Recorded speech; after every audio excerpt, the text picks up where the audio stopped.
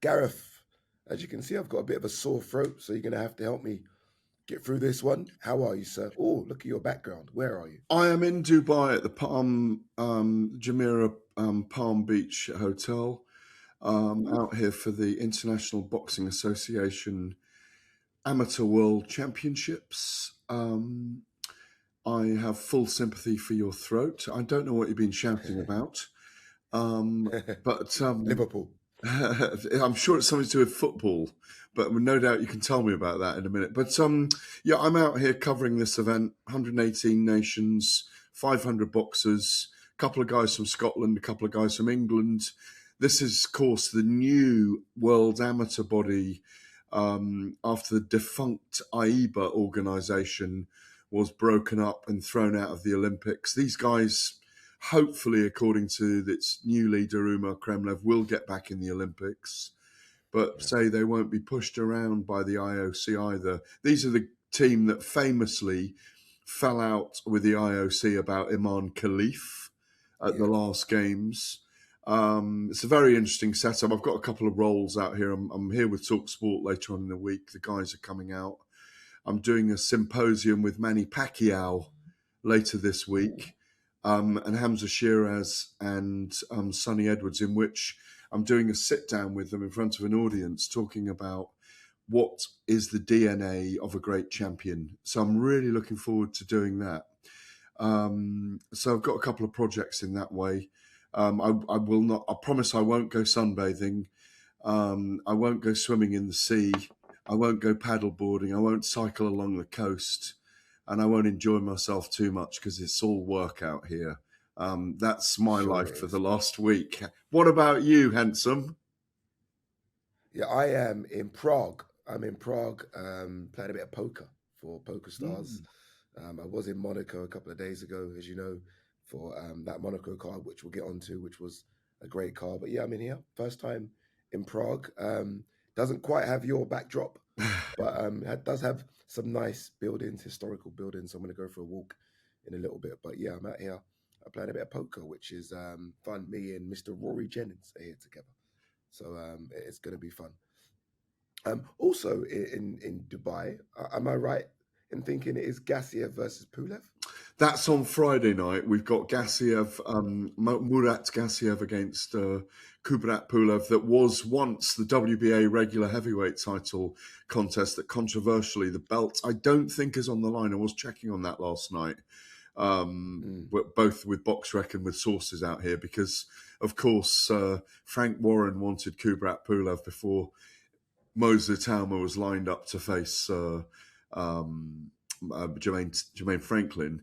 Kubrat Pulev was the man who was going to bring that belt to Manchester for the young Moser Talma to face him. By the way, I only got here from a rainy Cardiff a couple of days ago because I was in the grit and the grime doing bare knuckle fighting, or bare knuckle BKB 49 in Cardiff last weekend. So it hasn't all been glitz and glamour. But yeah, that's on the Friday night. And then the Amateur World Championships, the finals. It's the rounds of 16 today that I'll be at. It's a long one. It's 5 p.m. till midnight every night. You know, it's like all those fights. The finals are on Saturday night, 13 weight divisions, I think it is. But you're right, Murat Gassiev and Kubrat Pulev is on Friday night here at the Dubai Duty Free Tennis Centre Stadium. Okay. All right, loads of boxing all over the world. Let's focus on what happened the south of France on the weekend. I think a really good card, probably the best one. I've covered a couple of those. This is probably the best one, top to bottom. So many interesting stories, and one of the biggest stories that have come out of it is Johnny Fischer's win, unconvincing win against Ivan Balaz, who took the fight on a couple of days' notice. Johnny Fischer hurt in the first round, regrouped, and in the end got a fourth round TKO. What did you make of Johnny's performance? First fight under Tony Sims. Well, even worse than Johnny. I know I got done by the Fischers for about a year and a half for complaining about the judging. I might even complain about the refereeing again in this one, because what on earth was happening in that first round where he got knocked down and into the ropes? Kind of shock kind of narrative in the first round, right beyond the script that was. and the referee seemed to think he hadn't been knocked down and it was a push. I can see how he Crazy. may have interpreted that, but he lost his mind for a moment. Shocking that Johnny Fischer was down. He recovered well in the fight. But as he said, it was a Romford United performance, not a Man City performance. He might not have said Man City, but I think... He said Stoke City. Stoke City. Slightly worrying, but again, caught on the inside. Yeah. What's going to be interesting now is where they go in terms of matchups. Because you almost feel like, having watched that, they need to be now very careful as to who they match him up with. I mean, before that fight, there was some talks about if he wins, maybe Fraser Clark, maybe Solomon Dakers, maybe a Dave Allen rematch. Those fights seem a million miles away at the moment. You almost feel like you need a couple more opponents like Ivan Balaz just to get his confidence back, because he came out in the first round like a man possessed for some reason rather than boxing. He just wanted a slugfest, and he got caught. And I think they're going to need to be careful, because obviously, look, we know he sells tickets, we know he's popular, but if they're trying to build him to get a British title, they're going to need to build him slowly. Well, the British title is going to be his world title, isn't it? Let's be honest. The problem is for Johnny, like you say, it's a good headache he's got, but a kind of difficult one in terms of being having a target on his back, because he does sell tickets, he does do numbers, he has headlines. The Copper Box night was brilliant, of course, although the result wasn't great, but he's a guy that is probably earning a decent amount of money as still. Yeah. Can I call him a prospect? Yeah, he still is a prospect, I suppose. Yeah. I agree with you, and Jamie TKV for the British title is a really tough assignment for him. It's going to be his world title fight when he fights for the British. It's as simple as that. And like you say, even people like David Adeleye, really tough fights for him on the British scene, the heavyweight scene in Britain now. If you count Joseph Parker and Ajit Kabayel as being in the Queensberry stable. There's probably 8 of the top 14, 15 in the world. And that's not including TKV. He's a boxer fighter, of course, but not including TKV in that mix. So it's a difficult one. Also, we don't want to see him in too many wars, I don't think. You know? So they've got to match him very carefully. Maybe Solomon Dakers at the moment could be a fight for him. But outside that, I don't want to say he's been exposed, but he needs to get that jab going early on in the contest. I think it's early in the fight that he's vulnerable. Where would you say he is? Southern area level, English level? Well, he's an area level guy. There's no question about that. But maybe he's... We were laughing about this before we came on air, and it wasn't in a disrespectful way, but you, myself, and Jeremy Fulham, our producer of this, our brilliant producer, I'm going to say, of this every week, the sterling work he does, and we rarely give him a mention, and he doesn't really deserve a mention every week. Much as we love him, I'm teasing him right now. Please don't cut this out, Jeremy, this bit. But we were laughing before we came on air about maybe the perfect opponent for him is Jake Paul. Because you could see Johnny Fischer and Jake Paul in a ring together. It might be quite a good fight. No, honestly, yeah. I say we were laughing, and we were, because it's a random matchup. But I think that's where people have put Jake Paul's level. Like everyone said, Jake Paul's probably an area level fighter, and I think that's what we're saying Johnny is at the moment. So as much as it is a bit of a joke, because it probably will never ever happen, that's actually a competitive fight between the two. That makes sense, doesn't it? It does. Johnny would only need to have that one. In Britain, I think people will watch the fight. Of course. But it wouldn't reach global standards. But it's for me, Eddie, the greater interest on the night and the greater storyline was really the performance of Conor Walker, because I just thought he was absolutely brilliant against a highly touted growing prospect in Pat McCormack. I've thought about it long, hard and often since Saturday night, because in our sport, there's loads of guys that we cover at the top end because of the platforms we work on, but we often don't cover the guys who are coming through building the railways and building the roads and cementing the roads, and that's what these guys are. And Conor Walker was incredible on Saturday night to the very end of the fight, where he stopped Pat McCormack in the 12th round. Obviously, I was working at the time in the studio at talkSPORT on Saturday night on fight night. But he's really stood in my head. I thought, and I'm sure it must have been when you were working there live, an amazing contest to watch, because it's one of those ones you begin to watch where you think, oh, this will be a great run out here for Pat McCormack, and this is the moment where he merges into 12-round fights and so on. Yeah, that was, I guess, the plan, right? Matchroom probably matched him with Conor Walker, who, let's not forget, is the British and Commonwealth welterweight champion, so he's good. But, you know, Pat McCormack was looked at as the future. Everyone was saying, you know, he wins this fund, he could potentially fight for a world title next year. And it was a night where very good standout amateurs just got beat by pros, and it showed the difference between the amateur scene and the pro scene. Peter McGrail, another very good amateur, got beat by Shabazz Massoud. Pat McCormack, who's won everything as an amateur, got beat by Conor Walker. And it shows how difficult it is to make that jump from being a very good standout amateur to the pro game. And that was almost a welcome to the pro game fight for Pat McCormack, because when it got very, very difficult, Conor Walker's used to that. He's used to it not being point scoring, and used to like biting down in his gum shield and just having a fight. And it was actually, the end was very reminiscent of Lee Wood versus Michael Conlan. You know, Conlan going through the ropes just of exhaustion. And again, that's another standout amateur, Michael Conlan. So it is interesting, that crossover from amateur to pros.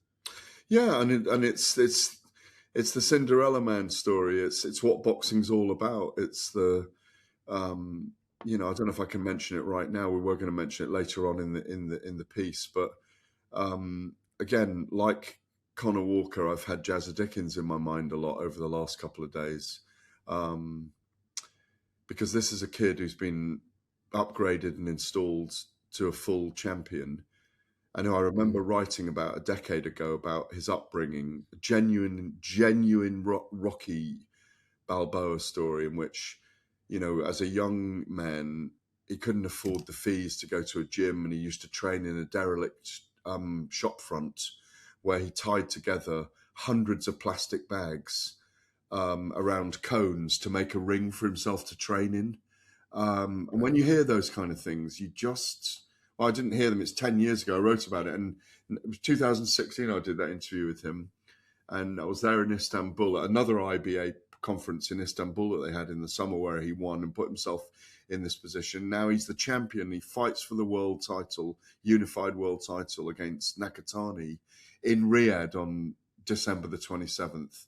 And it's like the fulfillment of an amazing dream for someone. And it's where boxing is at its fullest, and it's quite emotional. And to see him put a tweet out saying, no promoter, no high cup, all on my own, 10 years in the waiting, over 10 years in the waiting, and he's been through good and bad, rough and difficult times. I think the last time I interviewed him on talkSPORT, he was sitting in his caravan somewhere, and he's got a caravan somewhere in a caravan park. Just such a great story, and you know, just to feel the outpouring from British boxing for him is absolutely amazing. I felt it was the same with Conor Walker. So it's been a very good weekend in a positive way, even though there's things that we need to discuss and will discuss today that are kind of that need some examination at the moment in the sport. Yeah, I think to add to that, I think this is something beautiful about guys that haven't had the red carpet rolled out for them, haven't had the you know, again, the amateur standouts. And this isn't to dig amateur boxers, because congratulations on your achievements, but obviously they get a foot up when it comes to the pro game. They do get the big contracts, they do get the push from the promoters. People like Jazza Dickens and Conor Walker just don't have that, didn't have that. So yeah, I'm with you on Jazza Dickens. I think it's an incredible story. I was speaking to Tony Bellew on the weekend, who managed him for a couple of fights, obviously from the same neck of the woods, and he was talking about Jazza as well. Like, he's just so happy that Jazza, right now at the twilight end of his career, is getting these fights, getting this money, and has become world champion, something that no one can ever take away from him. Someone that is also world champion is Jazza Opetaia, who beat Hussein Sin Cara. By the way, our prayers and thoughts go out to Hussein Sin Cara, who's in hospital. I believe it's a brain bleed after that fight. Fingers crossed that he recovers fully from that. As for Jazza Opetaia, he was upset with his performance, but in the end got an 8th round stoppage. I don't know if you've seen the highlights or seen the fight. What did you make of Jai? Well, he got caught early on, which was fascinating, and rocked momentarily. And Hussein Sin Cara kind of, I think, went in there with a clever game plan. I think he was overmatched against Jai, and maybe a lot of people are at the moment. Ellis Zorro was in the studio on Fight Night on talkSPORT on Saturday night and talked about you don't realise how he didn't realise how dangerous Jai was till he stepped there in with him. That was obviously 4 or 5 fights ago now in Riyadh, where his head was similarly knocked down on the bottom ropes when he was knocked out to Hussein Sin Cara on Saturday night in Australia. Because I think at the time we'd only seen Jai come over to the UK and beat up Jordan Thompson.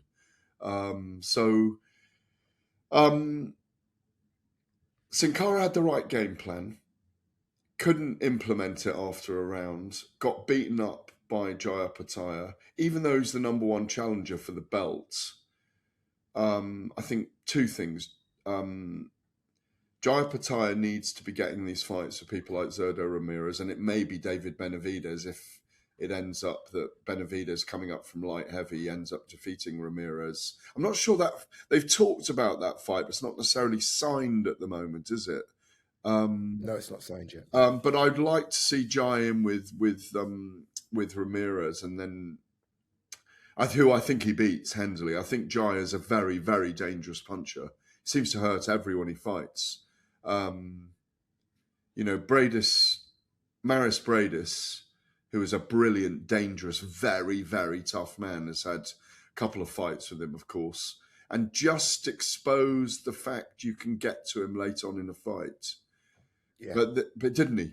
Out in Riyadh as well. Yeah. Which Benavidez might be capable of doing, but may not be big enough. I feel like if Jai can't get, there's only one fight, Zurdo. No disrespect to Badu Jack, but the fight we want to see is Zurdo. If you can't get that fight, I do think he's not the biggest. Obviously, he's not 6'3" like Alexander Usyk, but I do think he needs to jump to heavyweight because it isn't the land of the giants anymore. A lot of the big boys are right at the end of their careers. And I think if Jai can be a 220-pound heavyweight, I think he can cause some problems. And plus, it's the money division. Because no disrespect to Hussein Sin Cara, who again put up a valiant effort, these aren't the fights that excite fans. We need to see Jai in there against names that we know. Like, imagine in 2 years' time, Jai versus a Moses Italma. I mean, both of their speed, southpaws against each other. It could be incredible. I think he needs to make the jump now. He's 30. It's perfect time to go, unless you can get Zurdo. And right now, it doesn't look like he can get the Zurdo fight. Yeah, I agree with you completely. If he can't get that, then maybe it is worth taking the step. I mean, 2 southpaws I'd like to see him in against. I'd like to see him in against Alexander Usyk as well and Moses Italma. They're both massive fights. Moses Italma first, maybe, and if he were to beat Moses Italma, it makes him a huge name. Moses obviously is still only 20, so he's not the biggest heavyweight in the world. He may yet go on. I mean, you've met his father, Charles, haven't you? I have. And Charles isn't the tallest man in the world, so it may be that he doesn't grow that much bigger. I mean, he's 6'3", 6'4" right now. But yeah, absolutely agree with you. It's southpaw. If he does fight Ramirez, though, and then fights Moses and Usyk in the next 2 years, he may end up fighting 3 southpaws out of his next 5 fights, which I'd love to see. But I agree with you. He's a star in waiting, isn't he? He's in the wings at the moment in terms of stardom. He's very well known to us, but I think he could be a much, much bigger star. And he's got that weird edge about him as a person that could be... He could be villainous, and I mean that in a nice way, in a kind of glamorous way. So all to play for. But let's talk about the WBC, who had their convention in Bangkok, Thailand. Many people, as always, turned up, and I think the two big talking points, or at least the biggest talking point out of that, is Terence Crawford being stripped of his WBC title that he won against Saul Canelo Alvarez for refusing to pay his sanctioning fees. The fee, we believe, is $300,000. Terence Crawford made a response to Mauricio Suleiman, who was like, Terence Crawford's not even apologized. Terence Crawford then went onto social media and basically said they can take their effing belts. What do you make of all this, Gareth? I've been itching to hear your thoughts on this because I believe, I almost believe both have an argument here, but I'd be interested to hear your side. Well, that's a very wise take on it in my view, because a lot of people have taken very hard line one way generally with Terence Crawford, but I think I'm going to go an easy path or an easier path down the middle here, because I think this has been in place for a long time. He was asked to pay 0.6% of the purported 50 million, not 3%, which would have put it at 4.5. Not 4.5 million, 10 million, with 1.3 million it was going to be. Had they put their normal 3% fee, they put it at 0.6, it's 300,000. Terence Crawford has courted the WBC belt all the way through his career and used it and had it when it suited him.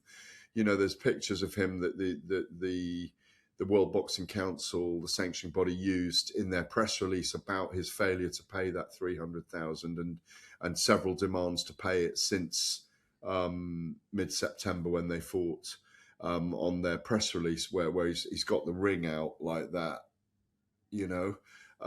showing the big WBC ring, the big bauble.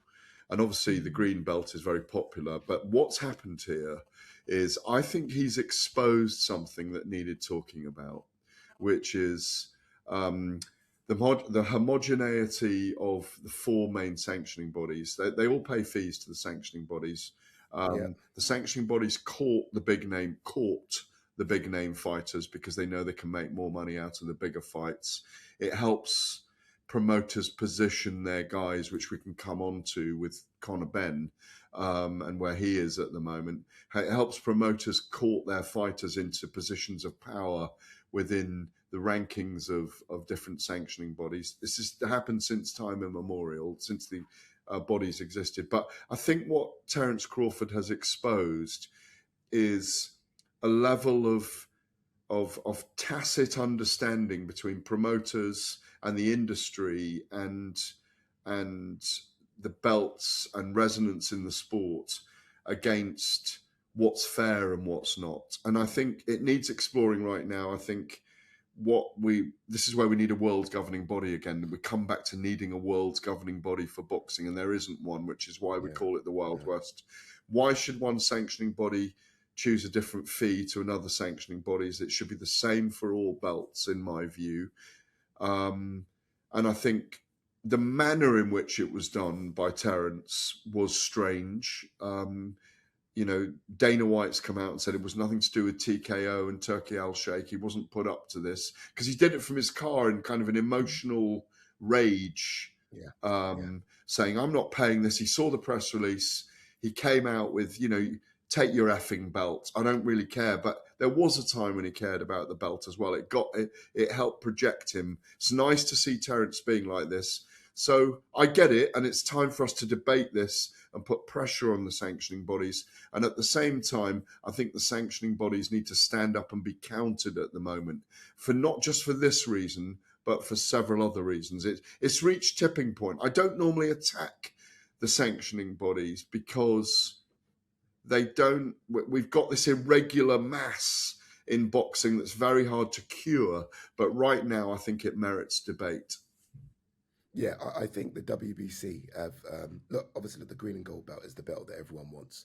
It's the belt, right? Growing up, when you see the best fighters in the world have that green and gold, it almost has become the flag bearer, if you like, for all the belts. But there seems to be an issue whereby I don't understand how this is not in contract, like how they've not got Terence to sign a contract to say he's going to pay this money. It's almost like this fee should have been taken out before, in my eyes, before Crawford even gets his money. Like, I find it quite weird how they're waiting for Crawford to pay the fee. I just find it quite a backwards way of doing things. Um, and also the amount as well, because Crawford made a point on that video to say, I've paid the IBF, I've paid the WBA and the WBO, they've all accepted their fee. Why do you, the WBC, want a bit more? So that again, the difference in fees is quite amusing. I don't understand that. But if the sanctioning bodies, particularly the WBC, were doing what I thought was a sterling job, then I'd be on their side, say, no, you have to pay them because look what they do. Look what they do in terms of mandatories, in terms of people in the rankings, which we'll get to. But I don't think they do a great job. So I do think there needs to be a bit of a reset here. And although I think Crawford's probably in the wrong, as you mentioned, because ultimately you wanted to become undisputed, you agreed to pay the fees in order to fight for that WBC belt. I do think there needs to be a look at as to how Mauricio Suleiman's running his organization. I just don't think that it's as smooth sailing as everyone thinks it is. Yeah, just to finish off on that bit, I think the fee should be capped at a certain level. So regardless of how much the fighter's earning, I think that maybe they're capped at 100, 150, something like that, because he'll have looked at it and he's thought, I got $500,000, so I got 600,000 to pay out here. This is a lot of money to be paying out just to be the undisputed champion. But having said that, like you say, there's an incongruity in the fact that, yeah, but you are the undisputed champion, mate. You have got the 4 belts. So, this is the system. If you go... What do they do, Gareth? Like, I know that's a very, very vague question, but what do the sanctioning bodies do to warrant that money? Well, they are... they work with the commissions. They do all that regulatory stuff around their own business. They are, if you want to say, which has been said for a while, they are self-appointed, self-governing bodies, not regulated by anyone. Nobody. So this is what I'm saying. I think this is a time when it's time to just look at what they do and who they are and put them back in line a little bit, which is what I think Turki Al-Sheikh wanted to do when he came into the sport, and make sure that if they are to stay in the sport, that they're playing a role that works for the fighters, that works for... Without them, it's a bit like if we didn't have them, we wouldn't have ranking systems.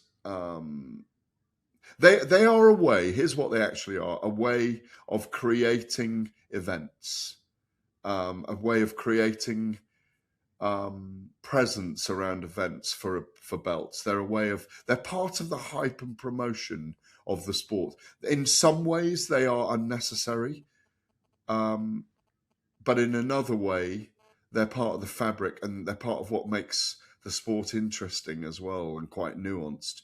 But in this case, I think they need to prove and show that what they talk about, which is WBC cares, charitable work, all the things they've done for women's boxing in terms of studying the damage to women and limiting it to certain rounds and certain minutes, to reducing 15-round fights to 12-round fights, which WBC were instrumental in. They are people that care about the sport, but we mustn't allow them to exploit the fighters in the sport. I think that's how I'd put it. Yeah.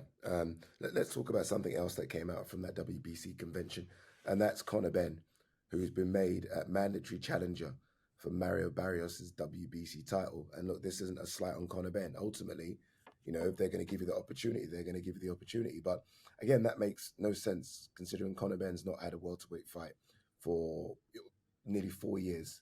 And it's things like that I think confuse people, because there will be fighters in those rankings that have fought welterweight fights and have fought for like the WBC silver and WBC interim that are like, oh, 1 second. So Ryan Garcia is getting a shot at Barrios, having been banned for a year and then having a loss on his comeback fight.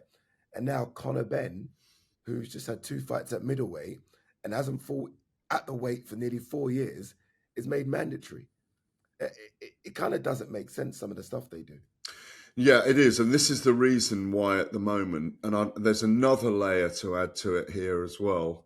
I'll come on to that in a minute. But looking into this, Eddie Hearn has come out and said, look, we were asked by the WBC if Conor Benn, so this is where there's a negotiation between the sanctioning bodies and promoters, which I mentioned earlier, where because our colleague Adam Catchell cast some aspersion on Saturday night about why Conor Benn's got this position.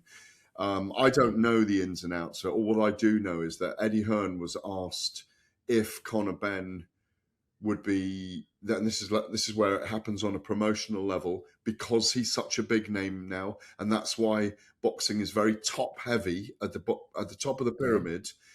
If you're a star, people court you. When you're not a star, they leave you alone. You've heard so many boxers say, when I was at the top, everyone wanted a bit of me, but when I was at the bottom, no one wanted anything to do with me. It's why we talk about entourages becoming too big and the bank balance is swelling and people being around others. And we've heard it from so many boxers since time immemorial that people disappear, the sanctioning bodies, the promoters, the friends. At the moment, the WBC they see what Conor Benn is in terms of that welterweight division. They see what he is in terms of these mega matchups with a Barrios, with a Ryan Garcia, with a Devin Haney, with a Tio Lopez, maybe even with a Shakur Stevenson at welterweight as well. If Conor Benn can be placed into that position, there's mega fights to happen. That's what this is all about. It's So about the ranking money fights. systems don't. So there are. I guess going back to what Adam Catchell was saying, and I did listen to part of that show on Saturday. It was clipped up. So the ranking system means nothing then, because here in Conor, you've got a guy that's now jumped the rankings. Well, you could say the same of Hussein Sin Cara, who's in hospital now, and he was the number one challenger. He wasn't the true number one. He's number 20 in the world, really, or whatever he is. He's not really the number one. He's not. I don't think he's WBC. I've got a feeling he's IBF. I think IBF. IBF. So it's an inexact world. All of this. I mean, the Ring magazine rankings tends to be the most respected top 10 in the sport because it's independent. It's not taking a fee, which was to Terence Crawford's point. But Eddie Hearn has explained that the WBC, it might not have been Mauricio Suleiman himself, but the WBC, excuse me, there's someone calling at the door. I'm going to leave it for a moment and just carry on. But the WBC have offered Conor Benn the opportunity to fight the champion, be that Barrios or Ryan Garcia, because they know it's a big fight following it.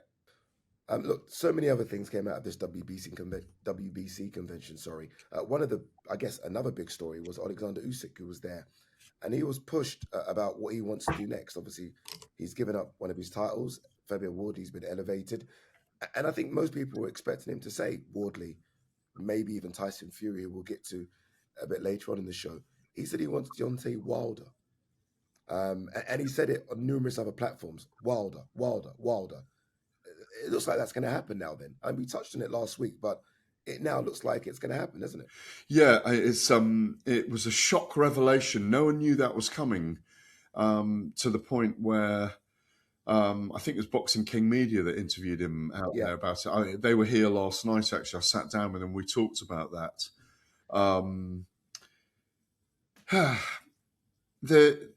Again, you could hammer the WBC over allowing this as well, because we know that Deontay's passed his best. We know he's had a victory against a lesser-known opponent, probably not fit to lace his boots.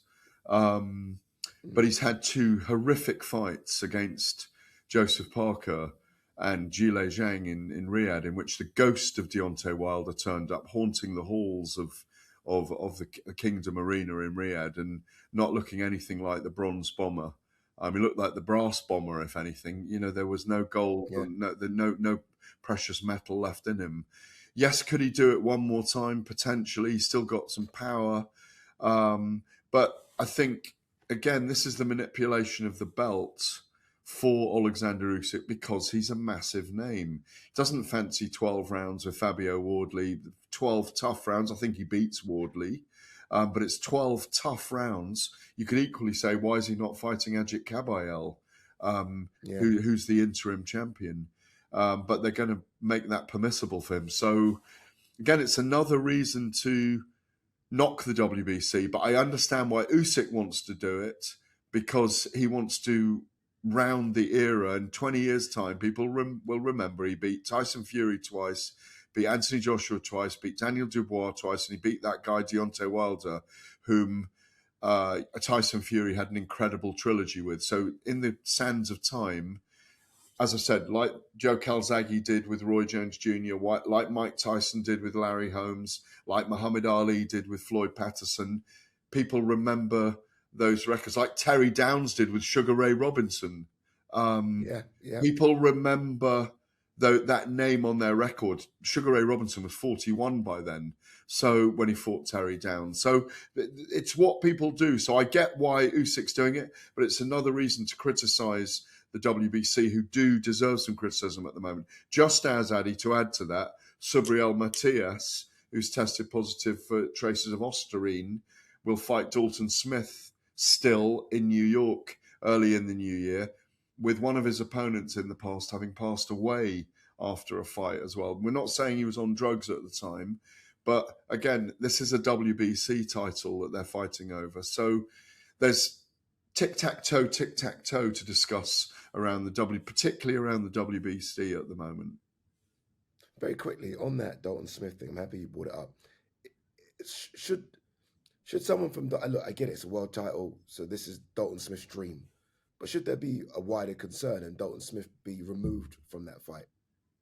Should there be a wider concern? Should he be removed? Yes, probably right now, because if Dalton Smith is damaged irreparably in this fight, it will be wrong what happens. Yeah. So the WBC should be removing Subriel Matias as champion until the case is completely cleared by the New York State Athletic Commission's Medical Commission. And Dalton should fight someone else in the interim. I don't know who that is right now. I haven't got the list in front of me, but it should be another person he's fighting for the interim version of the belt until Matias should be put in abeyance so that we get clarity and we get the health of the fighter and the safety of the fighter put paramount.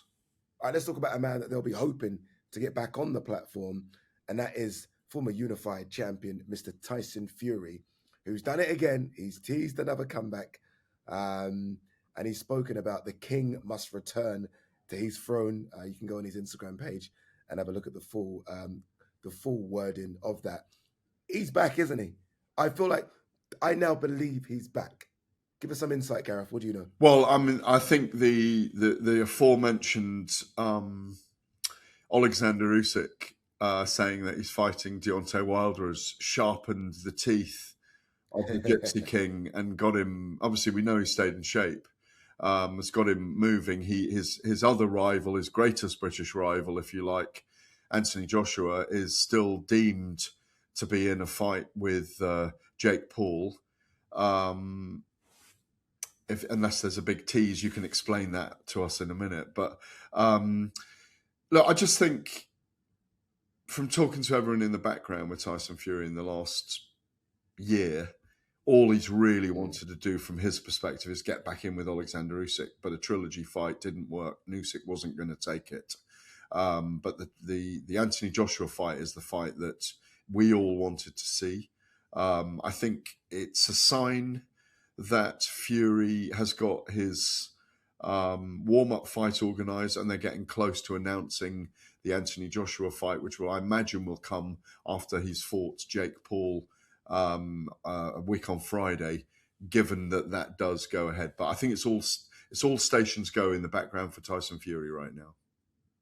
Okay, I'm going to get to the Jake Paul thing in a second, because you've hinted a couple of times about Jake Paul. We'll get to that because Jake Paul has tweeted something. We'll get to that. But for Tyson Fury, there has now been a talk, and I was with someone quite high up at DAZN, and they were like potentially saying a fight in April could happen. Who could that be against? I'd like it to be Arslanbek Makhmudov, and that I know that they were looking at him. They were looking at him, I can reveal. Whether it's still him in April, I don't know. But obviously, he's known to the British audience. He's a credible opponent. Obviously, we saw him in a 12-round battle with a one-sided 12-round battle with Dave Allen. But I think that's a believable, credible opponent if it does end up being his warm-up fight for Anthony Joshua.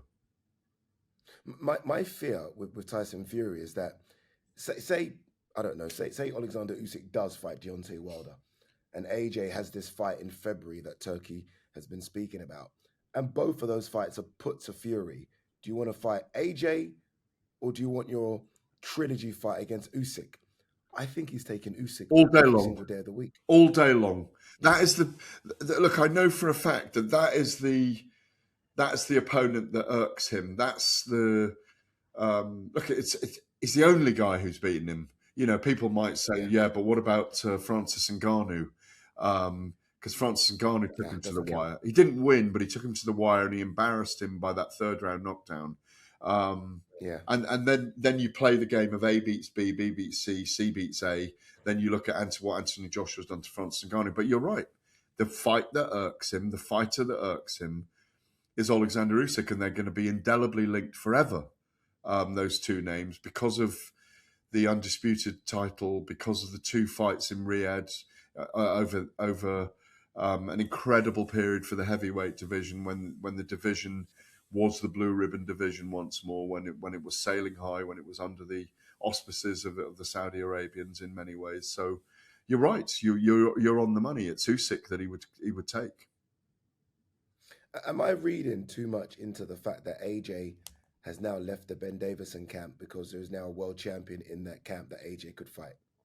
I don't think he should have. I liked him with Ben Davison. I think he had a bad night against Daniel Dubois. You talk to his team behind the scenes, and he's had a rough time since that fight. Joshua wants to be the best. He's incredible at so many things. He has been a standard bearer for the heavyweight division and for British boxing for a very long time. He made boxing incredibly strong again in the country. And I think he, if you can't beat him, join him, and that's what he did with the Usyk team. Usyk's not there during it though. He's not training day in, day out with Usyk and picking his brain. Usyk isn't there. It's the team there without Usyk. So he's just getting. I think it's almost like he's doing special forces training with them. I'd put it that way. Yeah. I spoke to his new trainer Igor, or we exchanged a few messages on Instagram. And I was like, look after AJ, please. And he says, yes, I will look after him. And that's kind of all he said. He seems to be quite a colourful character who loves his football, a young trainer as well. So I tracked him down and messaged him, and he was nice enough to reply. So it'd be interesting to see if he's with AJ for this fight against Jake Paul, or if it's something that will start after the Jake Paul fight in Miami, as you say, a week on Friday.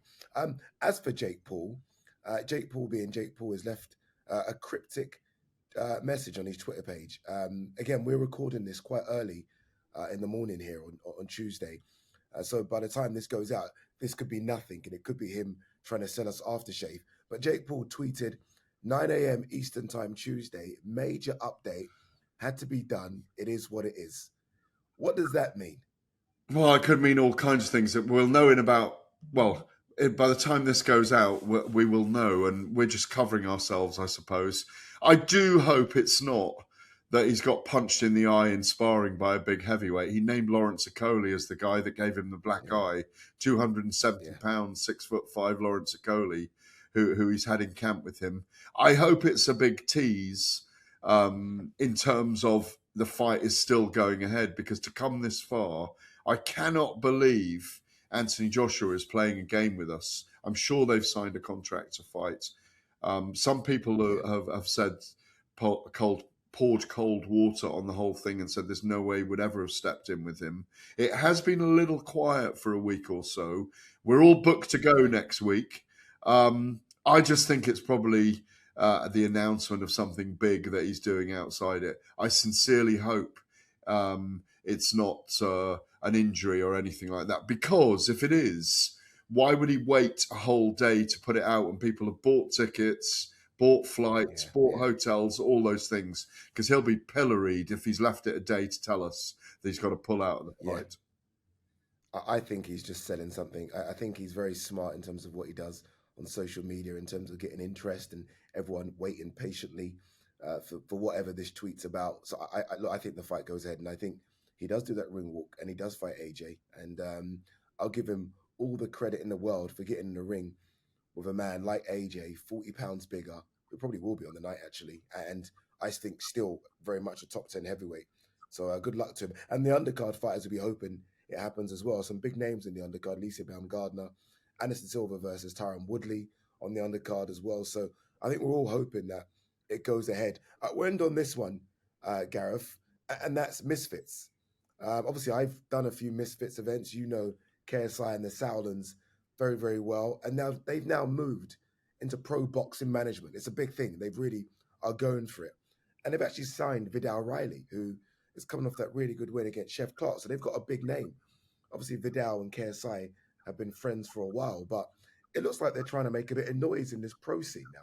It doesn't surprise me at all. Obviously, the Sauerland brothers, through their father, I've known them a very long time, and obviously their father was very involved in the sport as well. So they've been in it all their lives. They're great. They'll be great guides for KSI and Mams Taylor as they do a professional army. I heard about Vidal going over there as well. I think it's great for him.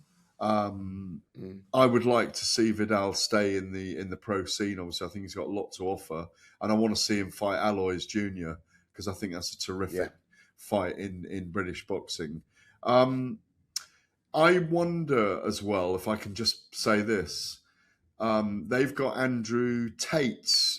They've elevated him to a particular position to fight for their heavyweight crown against Chase D'Amour the night after the AJ Jake Paul fight. That's over here actually on the 20th of December. I wonder whether we're going to see Vidal Riley challenge Andrew Tate as well, potentially, or I hope not.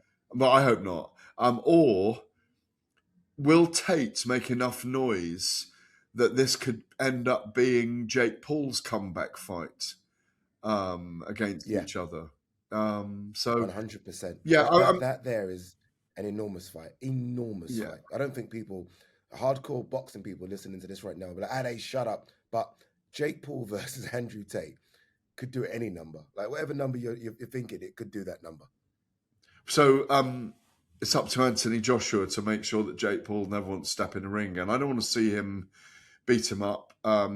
We will still get the chance to do one more show together before Jake Paul makes his...